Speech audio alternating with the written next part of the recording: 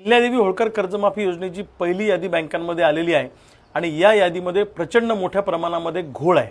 उदाहरणार्थ एखाद्या शेतकऱ्याचं बँकेमध्ये थकलेलं पीक कर्ज हे जर 1,25,000 रुपये असेल तर सरकारच्या कर्जमाफी यादीमध्ये फक्त 70,000 रुपये दाखवलेले आहेत।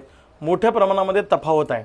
यामध्ये सरकारी अधिकाऱ्यांचं स्पष्टीकरण असं आहे की सरकार बँकांसोबत ओटीएस करणार आहे आणि उर्वरित रक्कम बँकेनी त्या शेतकऱ्याला राईट ऑफ करायची आहे असं सरकारमधल्या लोकांचं म्हणणं आहे। पण याबाबत कुठली सुस्पष्टता सरकारने अजून केलेली नाही।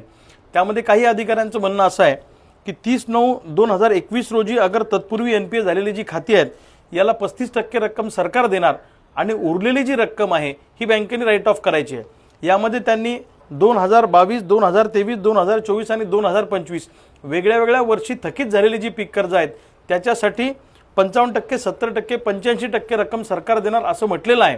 परंतु या बाबतीतली कुठलीही सुस्पष्टता सरकारने केलेली नाही आणि बँका मात्र वरचे पैसे भरून घेण्यासाठी शेतकऱ्यांकडे तगादा लावत आहे। प्रचंड मोठा गोंधळ निर्माण झालेला आहे। त्यामुळे सरकारने या बाबतीमध्ये स्पष्टीकरण दिलं पाहिजे आणि 2 लाखापर्यंत जर तुम्ही सरसकट कर्जमाफी करणार होते तर ही ओटीएसची स्कीम आणली। आता या ओटीएसच्या स्कीममध्ये बँकांनी राईट ऑफ करायचं आहे म्हणजे आमचं सिबिल खराब होणार आहे याची जबाबदारी कोण घेणार आहे। त्यामुळे सरसकट कर्जमाफीचा जो सरकारने शब्द दिला होता तो सरकारने पाळला पाहिजे असं आमचं स्पष्ट मत आहे। आणि हा जो कर्जमाफीच्या याद्यांमध्ये प्रचंड मोठा गोंधळ तयार झालेला आहे हा गोंधळ दूर केला पाहिजे अशी आमची मागणी आहे। दुसऱ्या बाजूला रेग्युलर कर्ज भरणारे जे शेतकरी आहेत त्यांना 2 लाख रुपये प्रोत्साहनपर अनुदान दिलं पाहिजे ही एक आमची मागणी आहे। आयटीआर भरणाऱ्या शेतकऱ्यांचाही कर्जमाफीमध्ये समावेश केला पाहिजे आणि तिन्ही कर्जमाफीतून जे लोक सुटले त्यांचाही या कर्जमाफीमध्ये समावेश केला पाहिजे।